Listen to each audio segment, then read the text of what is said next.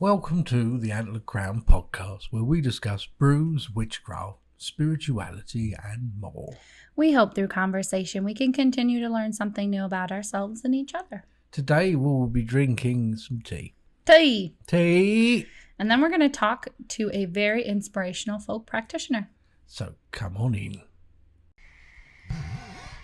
Beyond the weather and the marsh, there is a whisper in the dark through the tides of disarray, where wisdom knows the way. If you listen very still, there are answers to the ends, where the ancient pulses deep of the memories you keep. Welcome to the Antlered Crown podcast. I'm Elwyn and I'm And I'm Amanda, the Antler Queen. I'm so very excited to be speaking to our guest today. We will be talking to Frankie, better known as ChaoticWitchAunt. Yay! Hello. Hi. Should I Hi. talk about myself or should we just keep going? Whatever you want Whatever. to do.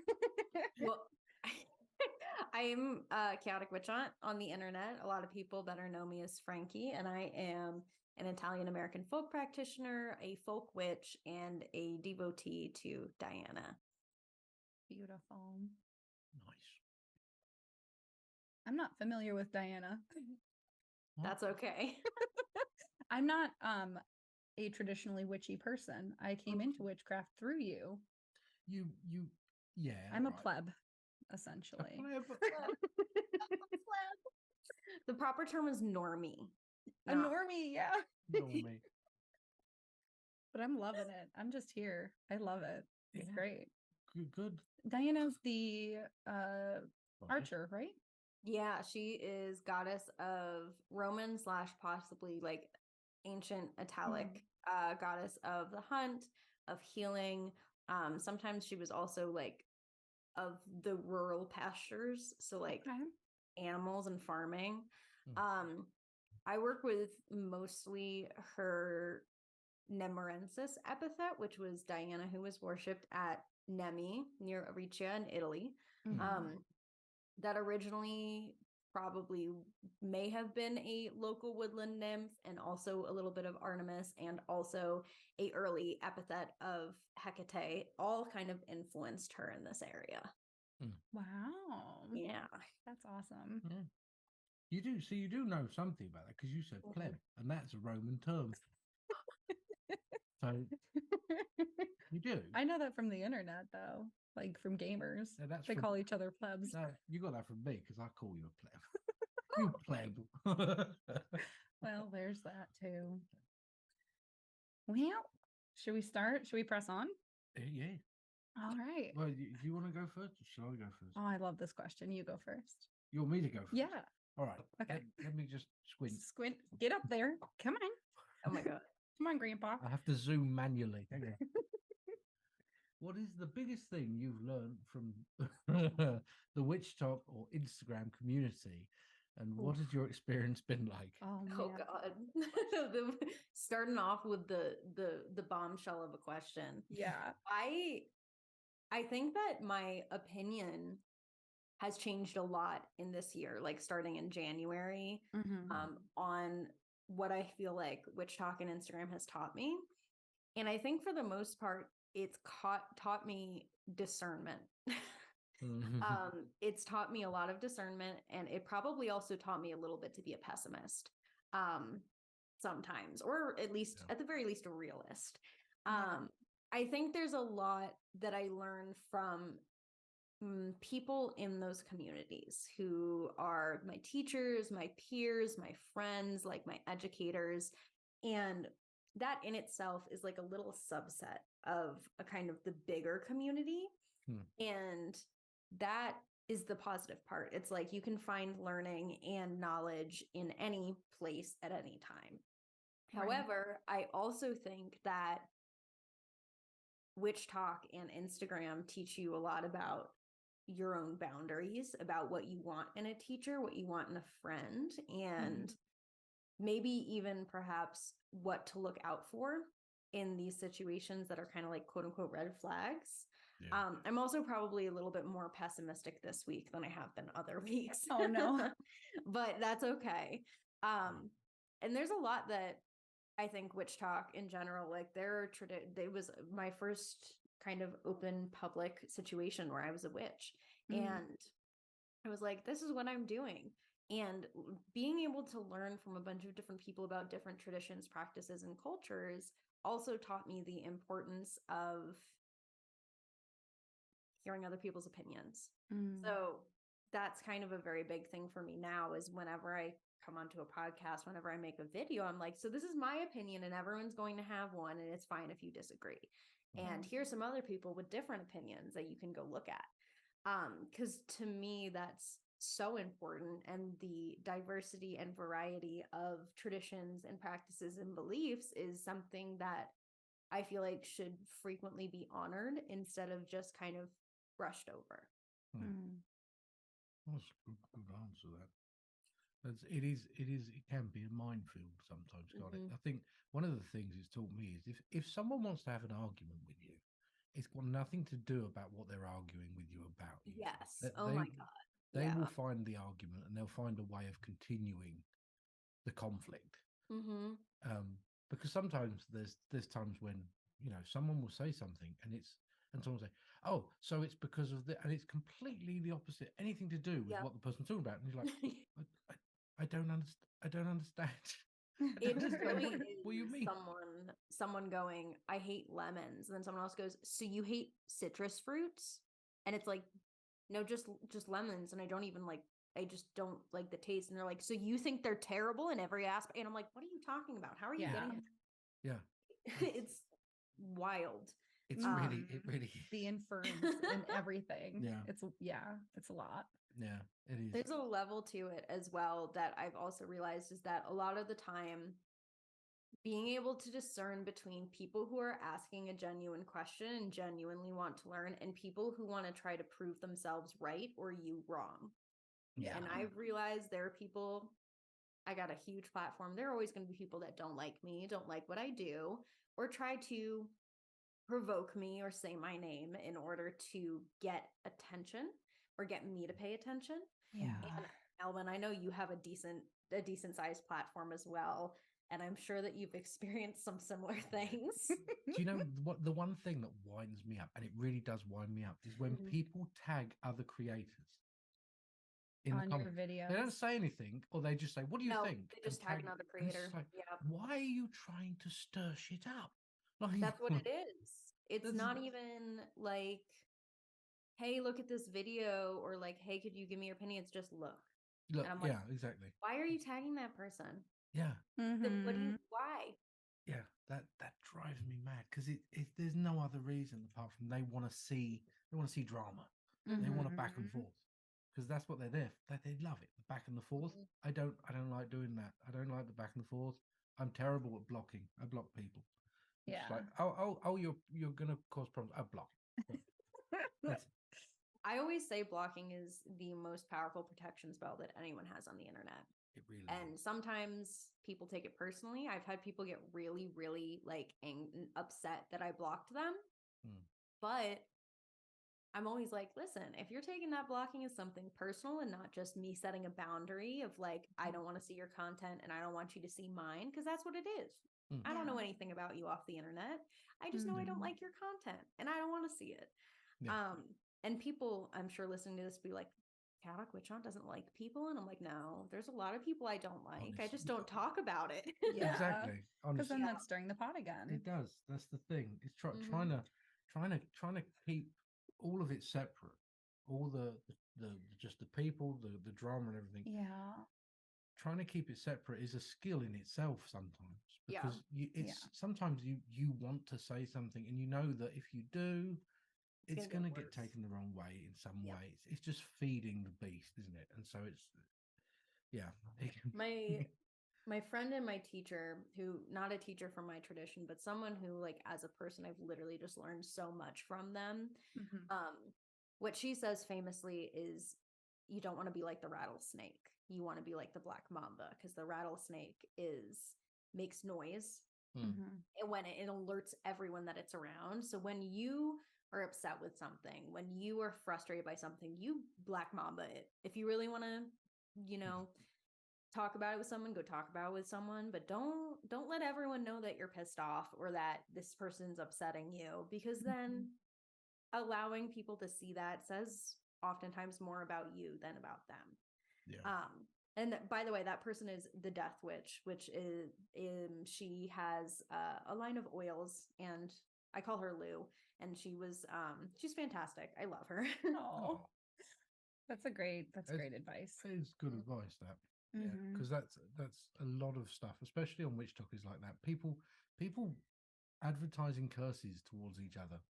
I found the weirdest thing. Like, I'm gonna curse this person. Started. Let me video this whole process of me curse, and I'm like, why? What? Why? I don't understand.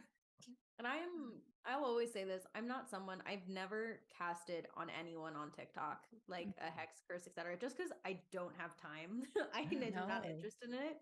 Yeah. But if I were to, no one would know. I wouldn't even tell my friends. Like, it'd be me and maybe one person who advised me on the spell, and then I'd go. Yeah. But I often find whenever I'm sitting there and I'm like, I really want to do something to this person, somehow someone intervenes. One time I was planning on doing that, and then I got the flu for the entire weekend that I was planning on doing it, and I was like, that's a sign. Okay. Yeah. Message received. Yeah, that's the funny enough, that happens when I make a response. Sometimes I'll make a video response, and it's not a nasty video response, but at the same point, there's a part of me says, you're putting too much energy into this. And I will try and upload it, and it doesn't upload. And I'll try again, it doesn't upload. Yeah. And then I'm like, and then I let it pass, and I'm like, okay, fine. It's a weird thing, because I've noticed, as I was trying to make an Instagram post talking about, like, kind of not necessarily a response to a situation, but it could have been interpreted as a response. And I was talking about my relationship with a very specific plant, and I had it on Instagram. I had the whole thing typed out, and then I tried to schedule it, and it said unavailable, try again later. And I'm like, what? And the only thing I could do was delete the entire post. I couldn't get it to upload. So I'm like, this is not the time to talk about this. Oh my god. I can't do anything. And that's happened several times. I've had my phone turn off sometimes, just completely off. And I'm like, and I log on and the video I was recording is gone. And I'm like, okay, thanks for the reminder that I don't need to do this. Oh my god. Yeah. All right, it's your turn. All right then. Can you read that? I don't know if because did we cover that one? I think we just covered that one. What brought you into witchcraft? Yeah. No, we didn't. We we can skip it if you want. I'm just going to give you the same old story of I was 17 and did a lemon hex on my friend and then fucked up my life for a bit. That sounds pretty good, actually. Let's do that. What brought? I knew he was going to say that. He was like, piqued interest.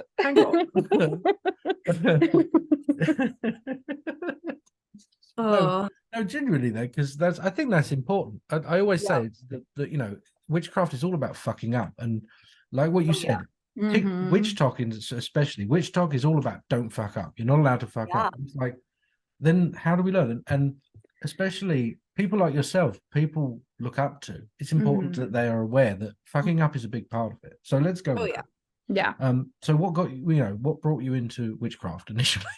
There was a time in my life, I would say, when it was in high school, because of course I was in high school and I'm like, I hate everyone. Everyone's terrible. And I was reading a lot of, Scott Cunningham books, Wicca books. And throughout this time, I was trying to kind of create a practice. I was probably, I want to say 6 months into my practice. And one of my best friends at the time is something that I found very unredeemable, which I won't share what she did because it actually was pretty bad.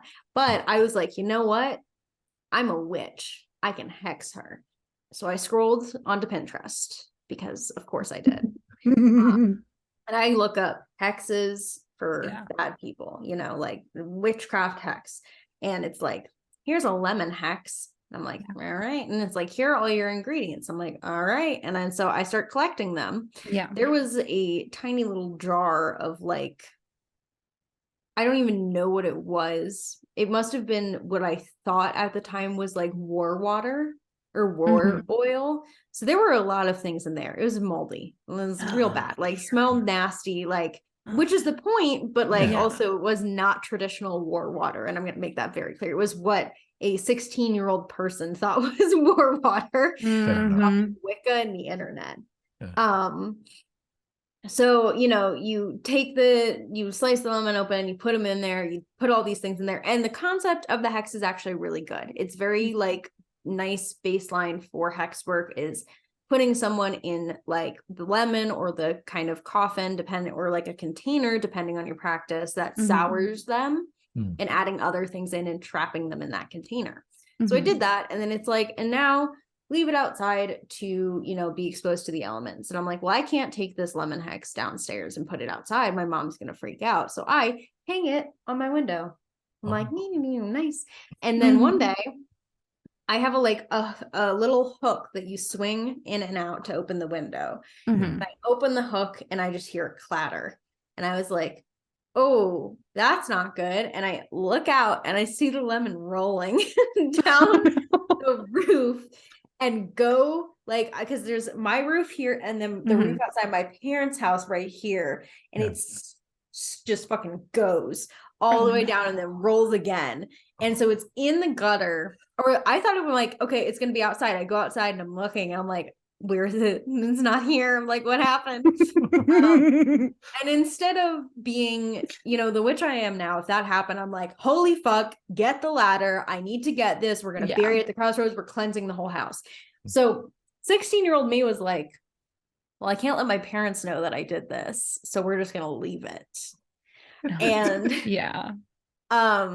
because I'm like, well, how do I explain to them, hey, because my mom was I know now that because my mom was raised in like an Italian American house, the belief that like of the evil eye and throwing bad intentions on someone is so frowned upon. Like it's just not something you do unless you need to really protect yourself or your family. It's not even like and my teacher even has like a differing opinion on this of like she doesn't think you should ever curse, like, and that's valid because from our cultural context and belief set, to do so is to admit that you have a lack. To do so is to try and gain something from someone else to fill that lack. However, in this day and age, my stance is always a little bit more different, which is sometimes someone just needs to get magically fucked up. And depending on in the history of hexes and curse work were used by oppressed peoples to gain a foot up on the oppressor or to get back an oppressor.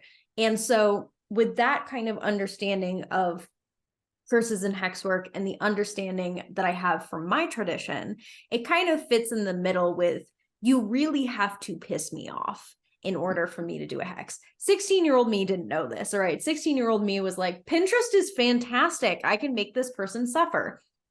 Rolled into the gutter. And so I don't tell anyone about this, by the way. I don't tell anyone, hey, there's a lemon hex in the gutter.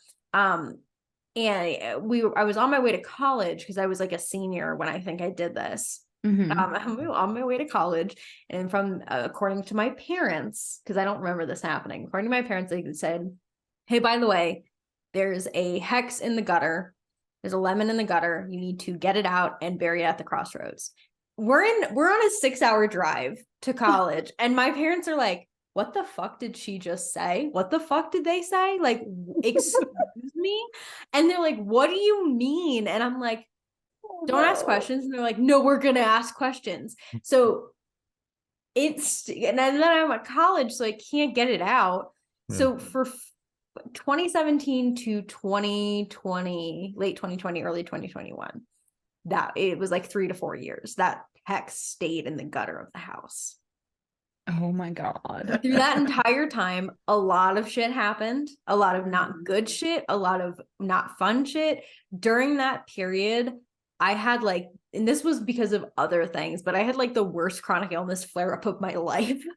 And I didn't start getting better until I moved back home during COVID, Mm-hmm. but that was also around the time when that hex was removed from this. So a lot of things were coalescing, and some of them were very mundane, and some of them I'm like, this was 100% magical. Like I wasn't able to really like start healing my body until I was back in the house and I removed that hex. It's like getting everything done. Yeah. Wow. That was my grand old fuck up of my young witchcraft experience. And then after that, my mom's like, we're gonna set some ground rules. And I go, oh, she's like, no hexing in the house, which I still do to this day. If I need to do that, I Mhm. leave. I go somewhere else. Yeah. No hexing in the house. She's like, no summoning any demons in the house. No, like, and she listed it all out. And she's like, if you need to do this, you do it outside. Like, not even outside, you find somewhere. So Wow. I lived with my parents up until like late last year. Mhm. I never did another hex since then because I couldn't, I'm like, I am too, and so it was a really nice barrier for me because I'm Yeah. like, is it worth going out at midnight, finding a random place and doing Mhm. magic publicly? If not, I'm not doing it. And to this day, I still kind of hold that as a barrier. It's like, am I willing to remove myself from this setting, from my home, and go find a crossroads, go find this, and, you know, have people maybe see me to do this work? Is it worth that? If I say yes, I'm like, all right, that's my answer. But if I'm like, I'd rather just stay home, I'm like, hey, not worth it. Yeah. The other thing is that I do is it going to matter in 5 years? If not, I don't do it. Yeah. That's a really good one. Those are my two, which like it benefits me in my tradition now because like the kind of like we call it jettatore, which is like intentional evil eye or hexes. That kind of stuff, you vary from you're throwing the evil eye at someone intentionally to you're trying to kill them. And those are the really bad ones that like very frowned upon. You don't do it. And I can't think of a situation right now in my life that I'd be like, yeah, that seems appropriate. Mhm. So there's like a nice varying level there. And some of them are very basic. Sometimes, you know, I throw a little eye at someone and just ask a spirit to help keep them away from me. Just like almost like a reversal of an eye they sent me, I send it back. Yeah. It's very rare that I go out of my way and I walk over to the crossroads and I'm like, I'm going to dig everything up. I'm going to put some nails down here and some bone. Like that's very rare because I am tired. I don't have that. I don't have that kind of energy. But yeah, so that was my first kind of experience. Very big experience. And, you know, other than that, I was very influenced by Wicca and the internet. So Tumblr and Pinterest, who Wicca was like, you need to have a god and a goddess. And I'm like, who? So of course, when I was like 16, 17, I'm like, I'm going to work with Cronanos and Bastet and the Morrigan all at once and keep them on the same altar. I still have a picture from all their little candles that I made for them of like on the altar. And of course, like that didn't last long. And eventually I formed a practice where I did work with a lot of different deities and it worked for me then. But I also was a lot more conscientious of the cultural context of each of those and aware that maybe I should not invoke them all at the same time. So like these kind of like things that I learned as I got older, kind of influenced my practice to what it is today, where now I'm like, I got one goddess and that's it. Will I petition other ones? Oh yeah. Will I do it frequently? No. It's too much work for me. That's fair. Yeah. No, that's really good. It is important remembering those. Although you're right, my laziness has probably saved someone's bacon a few times. Right? Yeah. Y'all And are people so are lucky. so funny on the internet. They're like, Frankie hexed me. Frankie did all this work on me. And I'm like, when? I am so I don't have time. I'm like, you think you are worth me getting all these terrible ingredients, like sourcing all this stuff, driving to the grocery store to buy things, coming home, packing it all up, taking my like cleansing beforehand, walking somewhere, like going somewhere else, which in Mhm. Colorado, everything is far apart. So that's like a 15 to 30 minute drive. Yeah. Doing it, getting it done, disposing of it, going home, like Mhm. that's like a nice 3 to 5 hour ordeal. Yeah. And I do Ordeal, yeah. not have, that is not, no one on the internet is worth that much time to me. Mm-mm. No, no.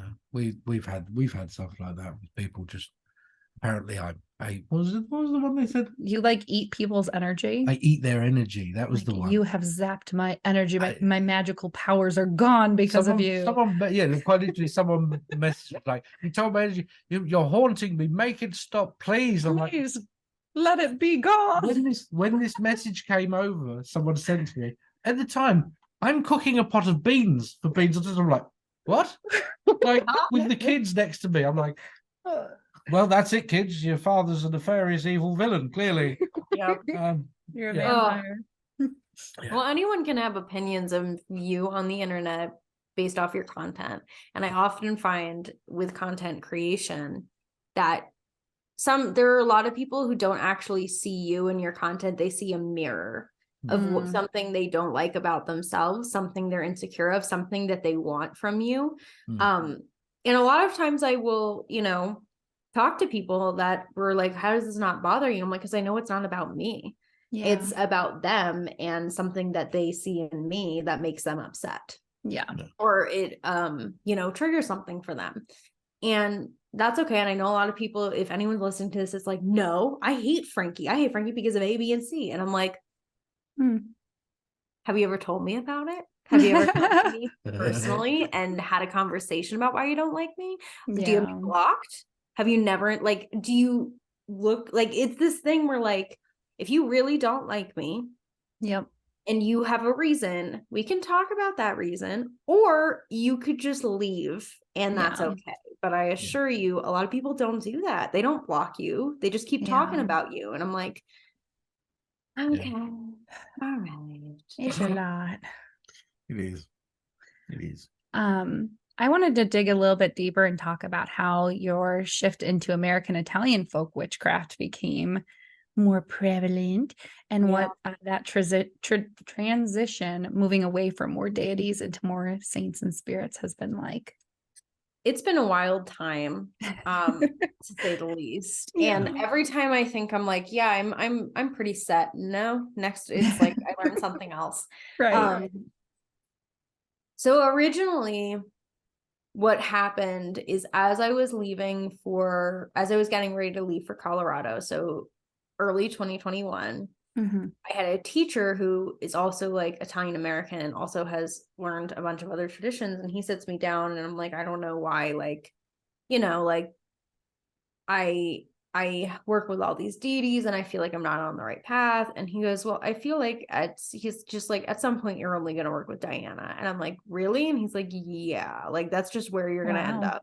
And so that night I take Diana's statue out because I've always had a statue of her for some reason. Like I won it in a giveaway and I've always had it. I've never gotten rid of it, even when I wasn't worshiping her, because I understood that Diana was important to me and important to my family, but I wasn't working with her. I set her out, I put her above my bed, and that night, in order of appearance, the full moon is happening and casts directly on my bed. Both of my dogs slept with me, which is absolutely wild. They never sleep with me. And I got my period. Lovely. All in the same night. And so Diana is a goddess who is like of fertility. And so I wake up and I'm like, that's it. Everyone else is gone. Like this is happening right now. And so when that happened, I had been studying Italian American folk practices. I've been reading a little bit since then. But that was the point where I'm like, no, this is where I'm going. Like, this is that path I'm supposed to be on. There was a lot of areas of it that did feel uncomfortable, especially working with saints, and kind of all these things that I'm like, well, I would never do that. Look at me 2 years later. I'm like, Anthony, I can't find my keys again. Can you help me out?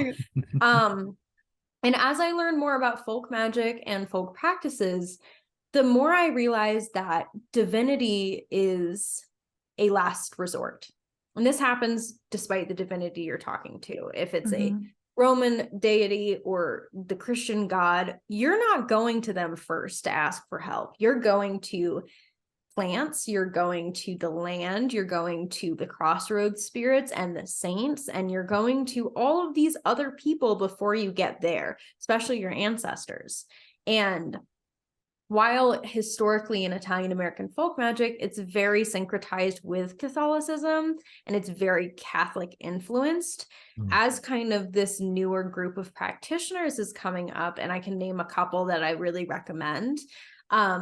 There is a push to have this syncretization between Catholicism and folk magic, while also honoring the fact that way back when we had Roman ancestors, we had Greek ancestors. So those deities could be regional. They could be important to your family. Mhm. I find it more natural or even easier to commune with like plants and local spirits and, you know, even saints sometimes. And I've always found them to be more responsive than divine beings. I go to Diana for like big things, like big Mhm. issues. And it's not to say that she isn't around. She definitely is. She's just a divine being. So therefore a little less involved in my life than like Yeah. the plants that I take care of or grow. Yeah. Or the oils, even the spirits of the oils that I wear, the spirits of the crossroads, the spirits of the tree in my backyard. They see me every day and Mhm. have been, you know, around for a long time. And originally all of this kind of started kicking into high gear too when I took the Root Circles della Medicina course, where you're ingesting like plant material or flower essences to commune with different ancestral allies. And when I did that, it like kicked me into high gear. And a lot of other things occurred where, like, you know, I just started focusing more on folk magic, meeting with friends and peers. And even though I still consider myself like a folk witch, and I keep that separate from my Italian American folk practices, because to me they are separate. I have things that have been influenced by witchcraft and things that came before this kind of side of like the folk magic. And then I also practice the folk magic. Sometimes they overlap, sometimes they blend a little, but I do like to make that delineation because I think a lot of people look at what I do and they're like, that's not Italian American folk magic. And I'm like, yeah, this part right here, we know that's witchcraft. Like that's why I say I'm a folk witch, because I'm a witch influenced by folk magic. But the entire time I'm still Italian American. I'm still holding beliefs and superstitions and aspects of the culture and ancestors that I'm reclaiming and reconnecting to that influence my practice in many different ways. Yeah. That's fair. Yeah. The labelization in witchcraft sometimes can really get to you. When because people do, they call you out on that. They're like, "Excuse me, what the?" And I'm like, "It's the same with this here." They see the helm of Or, and they're like, "Oh, you're a Norse practitioner." I'm like, "No," but that's when they get annoyed. Like, "Oh, but how dare you?" And I'm like, "I come from England. Do you know that every single culture that passed through England graffitied over everything? Like, you can find this carved in stone from Cornwall to Scotland. Like the same within the forms of the oghams and runes, and it's everywhere. But it's become indoctrinated into folk practice in England because it's always been there. Yeah, hundreds and hundreds of years. These people have these symbols. And one of the things I love the most is if you go into especially country churches in England, old country like Norman churches and things like this, they're full of graffiti and names and dates and pagan symbols. People putting pentacles and triskells and even runes on them and stuff like this from so long ago. I love that. Yeah. It just, it's like a melting pot. So cool. How do you handle the religious aspect of your craft, as most Italian folk practice contains the influence of Catholicism? This is such a good question. I'm just sitting with it for a second because I looked at that and I'm like, I know exactly how I'm going to answer that. All right. I don't consider the aspect of my practice that includes folk Catholicism to be religious. I consider it spiritual. And the reason I say this is because what I do practice that takes from Catholicism is folk Catholicism. And there is always a delineation, even though it's not usually seen, between the Catholic Church and the church, like the Catholicism and the Christianity of the people. Like Christianity is present in many different folk magics, Nordic sometimes, hoodoo and conjure. All of these things Christianity has embedded itself in, whether that's Catholicism or something else. Yeah. So when I approach Catholicism, I'm not approaching it as someone who sees the institution of the church as an authority. I see the people as an authority. What did the people practice? Who did they pray to? How did they approach these spirits? And some of them are definitely also found in the Catholic Church, but a lot of it is like invoking certain saints or calling on certain saints for petitions with things that you probably would not have done that if you were in the Catholic Church. And sometimes people tell me, they're like, well, you have to be Catholic to understand Catholic folk magic. And I'm like, I don't agree with that. And the reason why I don't agree with that, is because to be a Catholic, whether you are participating actively in the church or not, is to be part of a religion. And all of these aspects of folk Catholicism, even if the practitioners originally were identified as Catholic and went to church, have now kind of come down to, what are the folk doing? How did the folk do it? And I think there is a lot of conversation, and obviously this is just my opinion as like a reconnecting practitioner, so I don't have an authority here. I'm not the go-to person. There's going to be a different opinion for every single Italian American practitioner that there is. I know Italian American practitioners that have said to me that I need to accept Jesus Christ as my savior to truly be an Italian practitioner, like Italian American. Oh boy. I know people who believe that it should stay Catholic and you should be going to church. And then I know people that kind of fall where I fall, where it's like, folk Catholicism is at the end of the day about your relationship with these spirits. It doesn't mean you get to ignore the cultural, like the religious context that they were found in. But in a class recently that I took with my teacher who runs the Root Circle, she's like, in a lot of Italian towns, this is the way, this is the hierarchy. Jesus is at the bottom, Mary is above Jesus, Joseph is above Mary, and the patron saint of the town is at the top. Wow. So I don't, and I'm not saying that I don't think Jesus exists, because I know everyone is thinking like, well, Jesus is so big in Christianity. I'm like, yeah, in America. Yeah. Italy, you will include him in prayers. I do respect him as a divine being, and I do see him as, you know, part of it. I'm not saying like, fuck you, Jesus, go away. I just don't center him. I center Mary, and even though I argue all the time that me and Joseph don't get along, he is the patron saint of my local area, because church is right across the street from my house. And I'm like, well, Joseph, I see we meet again. Yes. And I think he is a saint that later in life I will feel more comfortable working with. Right now, I'm just like, Yeah. He's like the father archetype, very much stability. Yeah. Like creating a family. And I'm not there yet. I don't want that yet. Yeah. And then but he's also kind of the saint whose church is closest, which kind of automatically makes him a patron saint of the area, along with another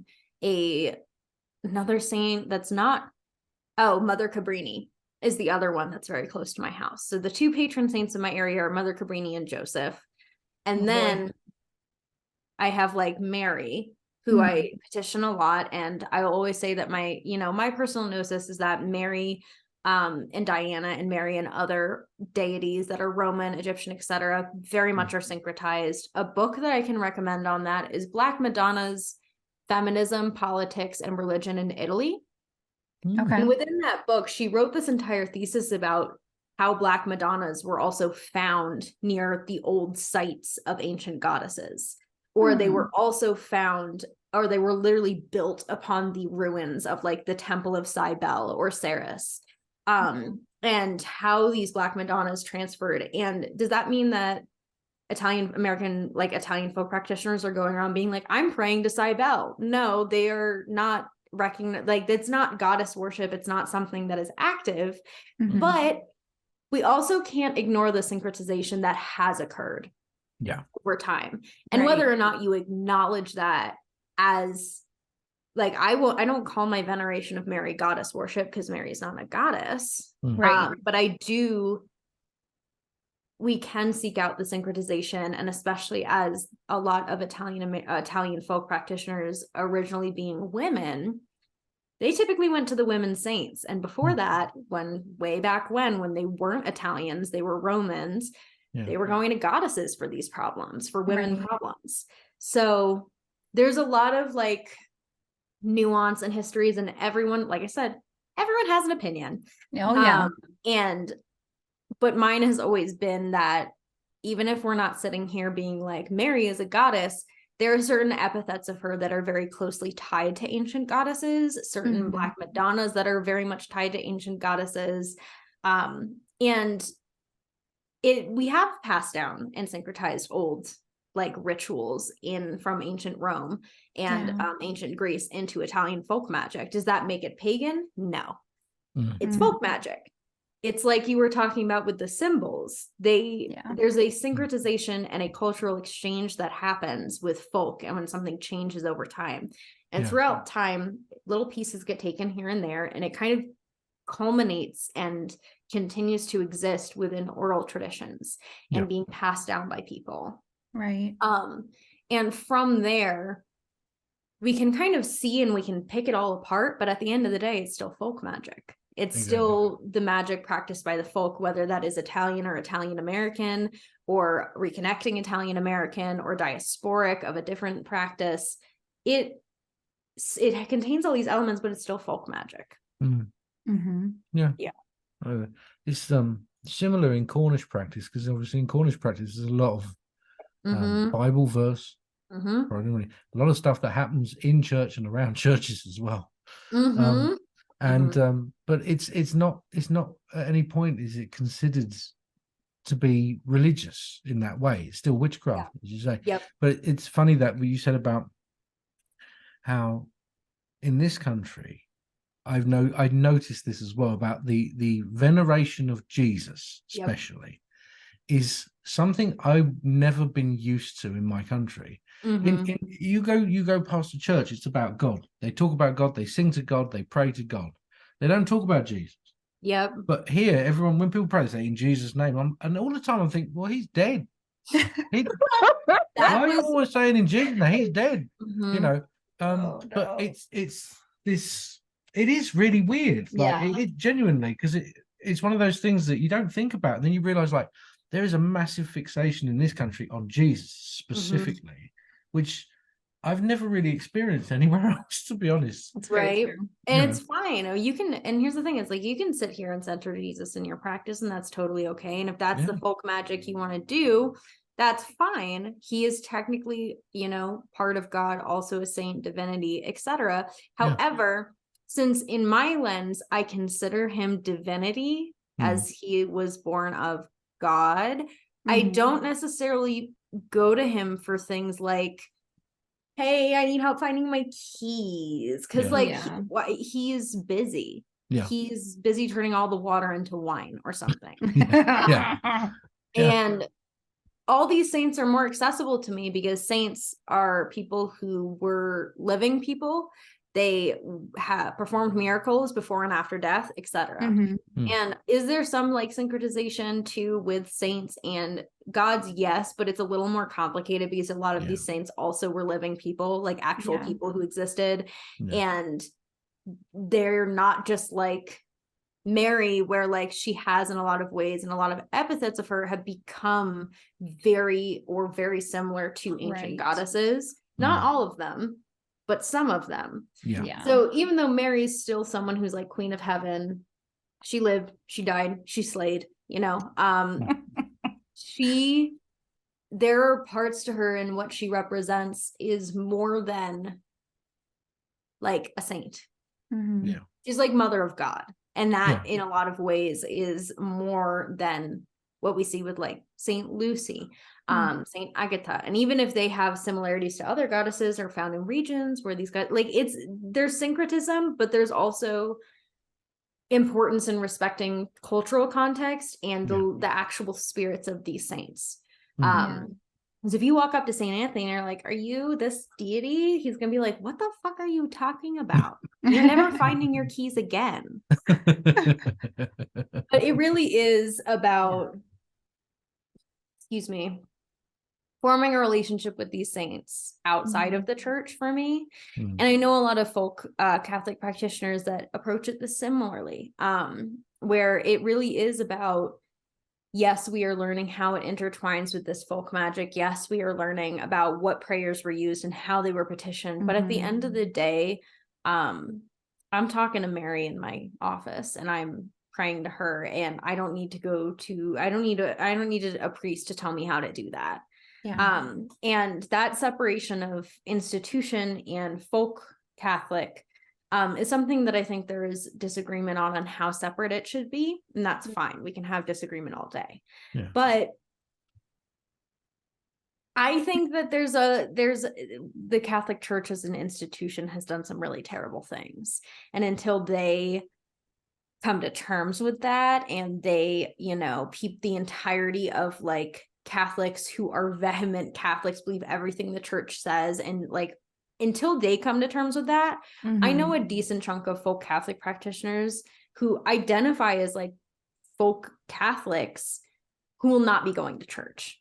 They will not be comfortable in church, because church isn't safe for everyone who practices folk magic, which historically has been for peasants, for rural people, for oppressed people, for people who need things.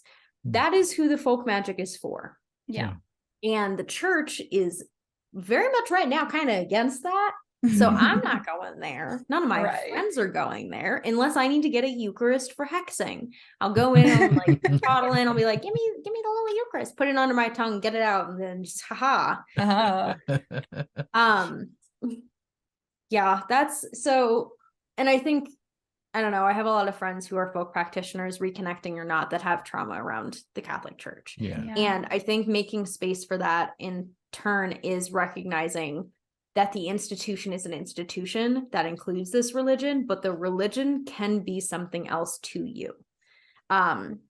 It doesn't have to look like what the church practices. It doesn't have to look like what your ancestors practiced. It doesn't have to look like this, because we are not our ancestors. We're completely new people, and it's going to look different. It's going to change and morph with our beliefs and our ideas.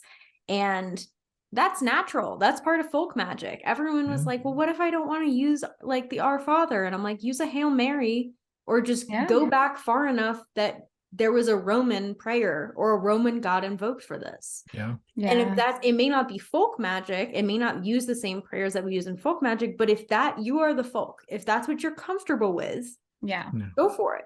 Because there's I was talking to someone about this, and they said about in Cornish practice, you say you mention the father and stuff like that, and they said, "Well, what do you do?" I said, "Well, the same way that the people back then got around it. A lot of the times, what you'll be saying was for someone else, because people will come to you. People may come to you for help, but if you start saying all sorts of things, they're not going to come back. Matter of fact, they might get you in trouble. So when you say father, you're not specifying which father, though. And everyone's like, it's a Christian prayer, and I'm like, yeah, but is it though? Is it though? My father converted to Catholicism.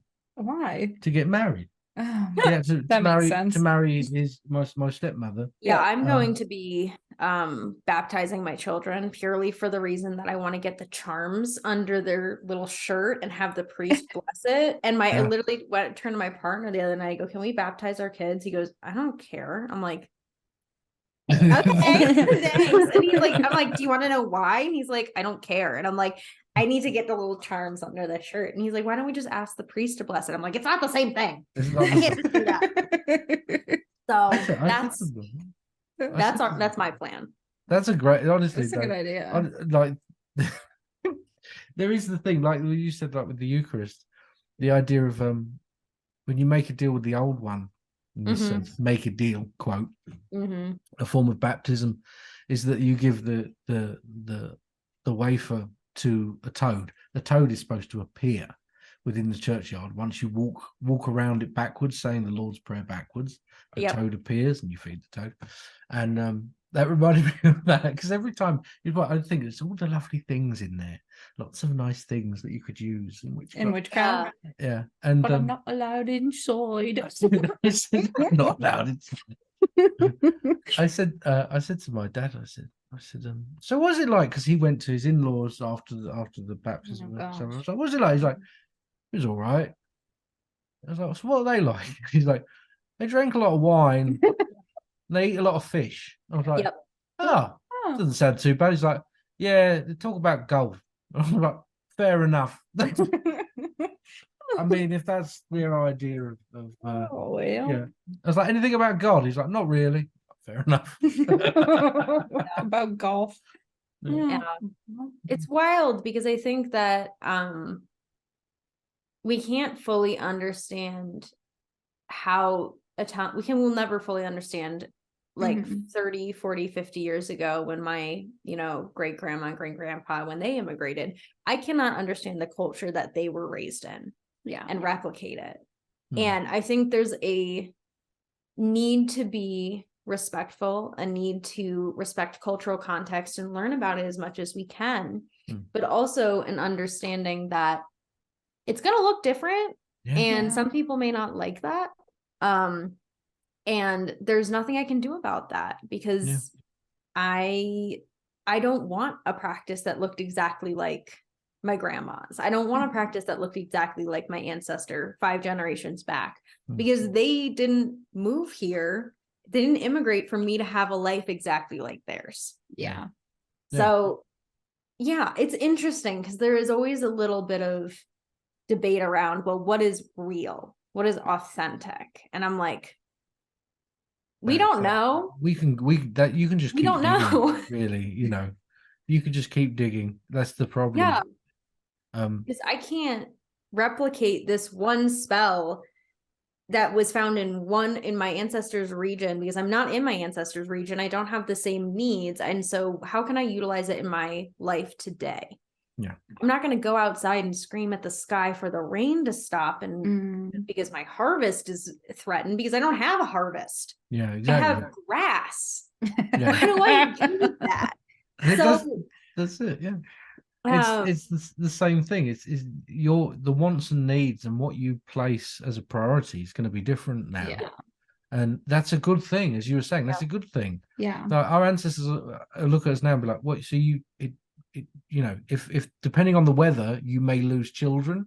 No, that's not like it anymore. Like that's amazing. You know? So it's similar to when we was talking to the Hearth Witch. I was just gonna say that. Oh my God, I love Hearth.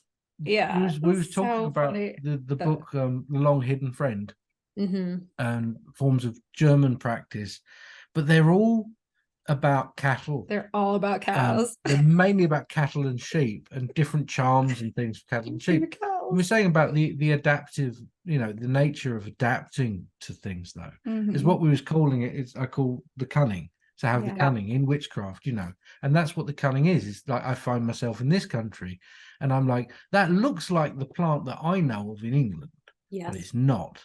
However, let's see what it does here, and see if what I can substitute for things. And that took a while. That took a while for me, because I had a little kind of an existential crisis when I first came here, because I was like, I don't feel connected to anything. It was like, everything's different, but just enough that it's like you're looking at it from a different angle. It's completely threw me off. I was not expecting that. Yeah. And it took a rebuilding and relearning. Also spirits not spirits in general, as you say, communication with spirits of plants, spirits of place. But there are certain places which I've never had to contend with in my own country, where I don't feel welcome. All of a sudden I feel like I'm treading on toes, and I'm like, I respect this. I have to leave. This is not mine. This is not my place. I have to go. Yeah. And these are things that I've had to be very gently, which is a great thing. I think, considering that in my country, you just go, you're like, whatever.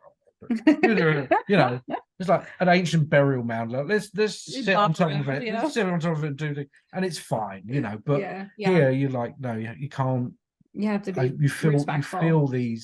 this kind of, I'm intruding now. Mhm. And sometimes there is no reason, you know, there's no reason, just I'm in the wrong place. Mhm. I have to move. Yeah. You know. Yeah. And I think the main thing is like, that's the nature of folk magic, is it changes with the people, because the center of folk magic isn't the culture that our ancestors had 30 to 50 years ago, or the culture of your grandma, or the culture of your mom.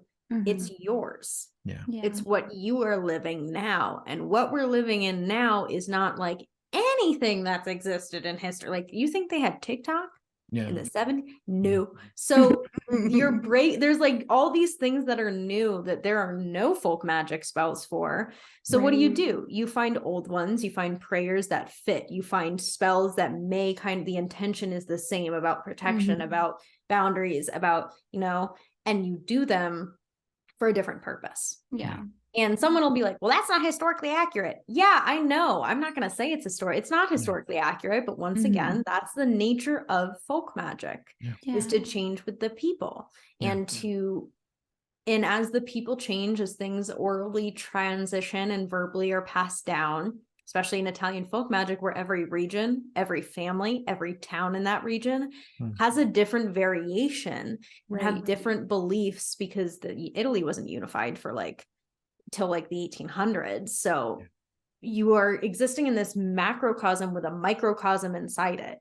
And there's no way for us to know without extensive research. Like, we can know the facets of the folk magic. We can understand why it functioned, how it functioned, important aspects of it. But do I know the evil eye cure that my ancestors used? No. So I made my own. And that's kind of that's how you do it, is you say, all right, I understand how this prayer works and the things that, you know, do it. So what are the intonations I need to make? How do I do this? How do I make it work for me? Right. Agree. There's one other thing I was thinking about the other day is that how we have to treat the word tradition in witchcraft very carefully. Because although tradition is wonderful and we can learn from it, tradition also can be a void of ignorance. Because it's like, well, why are we doing this? I don't really know, but that's what they used to do, and so we will do it. But the reason, as you say, the reason that they did it is completely different. Completely different motive, completely different passion behind why you're doing something. So understanding and recognition of what tradition was, and then adapting it, I still see as a form of tradition. But it is that utilizing it, because otherwise, what's the point? What's the point in, like, it's like my father giving me the family carving knife and be like, now be careful with it, and me insisting to cut the roast dinner every bloody Sunday with it when it's rusted up, and it's like, what's the point? Get a new knife. You know, it can be frustrating, I think, frustrating because there is so much old forms of witchcraft, folk witchcraft especially, that it's like, in itself, it's a very romanticized thing. When you study it and you read about it, you're like, wow.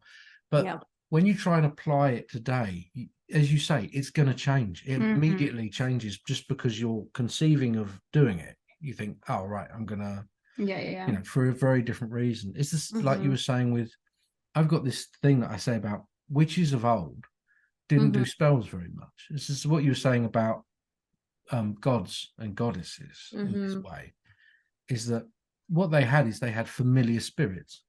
And so if someone wronged them, the familiar spirit would take care of it, because they built a relationship that's surrounded by spirits that protect them, look after them. And it's you see this in folk tales. You see this in tales of brownies, for instance. Brownies are the helper folk spirits. And there is the farmer's wife is like, oh, I can't do, and so she speaks aloud. I wish that this could be done, and it gets done. And it's this idea of that they don't want direct recognition for it, but there is this idea of them living within the peripheral and kind of Yeah. this symbiotic relationship between spirit and practitioner. Right. Mhm. And I think that's, you know, especially when you look back and you think a lot of these people that long ago didn't know how to read or write, Yeah. Mhm. you know, so a lot of what they learned was obviously verbal, but I think that there was also spirit communication and the observation of spirit around them Mhm. and what they learn, and that's huge parts of folk practice as well, you know, and we have to replicate that. We can't copy it, but we can replicate Replicate. spirit communication and observation Yeah. to get information and guidance of how to do Mhm. things, which I think is, you know, I think that's the most, people find it frustrating, but I think that's the most fun part, It is the most fun. to be honest. Yeah, if Because you've it's- ever found a plant that your ancestors worked with and you pick it up for the first time and you're like, it's you, like I recognize you. And then they take you for a fucking whirlwind. They're like throwing you around. They're like, learn this, learn that. It's the best experience in the world. It's terrible, but it's so much fun. Well, Frankie, is there anything you want to promote? Oh, I released a shop recently with oils, and I'm working on charm bags to release. And that'll be, I post about it a lot on my Instagram. So if you want Okay. to follow me, Instagram, which is ChaoticWitchAunt, it's the one with the blue check, because people are still like, is this you? And I'm like, is it verified? And they're like, no. I'm like, guess what? Guess what? It's not me. You can find me on Instagram at ChaoticWitchAunt. You can find me on YouTube at ChaoticWitchAunt. My shop is ChaoticWitchAunt.com. And Okay. yeah, I also have a podcast that I do with my co-host called Books and Broomsticks, where we talk about folklore, books, witchy things, spirituality, and have very fun discussions. Yeah, Awesome. that's Thank everything. you. You can find us on TikTok, Instagram, and Facebook as The Antlered Crown, or on YouTube as Elwyn the Witch. Well, for a variety of readings, including bone, tarot, medium, connection, spiritual consultation, which are done live and scheduled via Zoom. I'm also offering custom merchandise, and all which you can find on my website, theantlercrown.com. You can also join our community on Patreon and get access to our Discord server, group meetings, one-on-ones with Elwyn, tutorials, discounts, and other goodies, depending on the tier level you choose. Speaking of which, here is our Antlered Crown patron shout-out. Sorry about that. Natisha, Sarah, Jenny, Tracy, Chelsea, Jose, Spiral, Alicia. Aria. There we go. Next time we're going to be talking to our season 3 finale. What? We're just gonna have our Gonna season talk to a 3. finale. And yeah, always remember. Tip your witch, bitch. Bye-bye. Bye.